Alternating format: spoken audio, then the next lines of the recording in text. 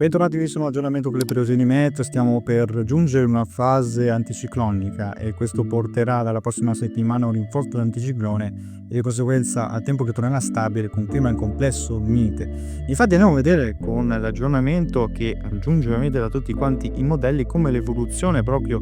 nella prima decade del mese di marzo si rivela molto stabile con l'anticiclone prevalente. Oltre 20 gradi potremmo anche superare sulle zone della pianura padana e di conseguenza con l'instabilità che sarà un po' più relegata sul Nord Africa avremo quindi questa stabilità. Con il caldo che si rivela anomalo per il periodo, infatti siamo ancora in inverno e assisteremo a un clima tipicamente primaverile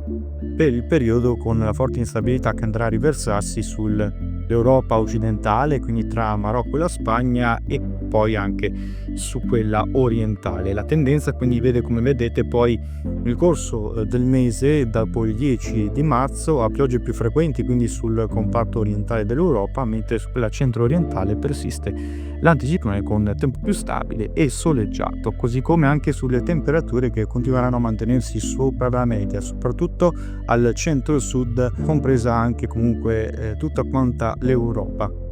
Come vedete, l'instabilità che andrà a relegarsi nel corso dei prossimi giorni andrà peggiorando. Venerdì ecco che viene questa perturbazione, porterà già delle prime piogge a partire dal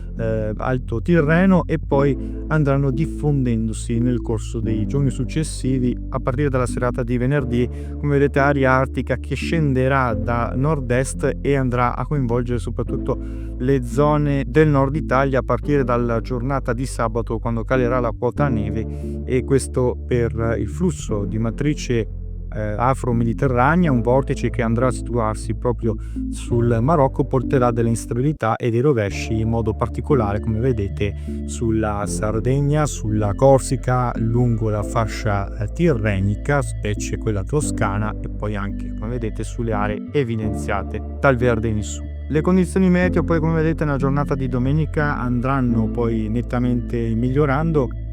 a partire da nord, mentre continueremo ad avere delle precipitazioni nella giornata di domenica sul Basso Piemonte, sull'Emilia Romagna, comunque in attenuazione con neve a quote collinari, mentre sulle regioni centro-meridionali i fenomeni concentreranno soprattutto sul versante adriatico, esposto comunque da flussi nord-orientali. La Sardegna orientale risentirà di precipitazioni. Poi, come vedete, la giornata di lunedì si allontana sempre di più questo flusso instabile e avremo degli ultimi rovesci che si attarderanno nella nottata sulla Calabria ionica, mentre la stabilità del sole prevalente continuerà a mantenersi nei giorni successivi, quindi dal lunedì in poi la nuova settimana riserverà della stabilità con forte maltempo che si concentrerà invece sulla Spagna, come dicevo e anticipavo prima,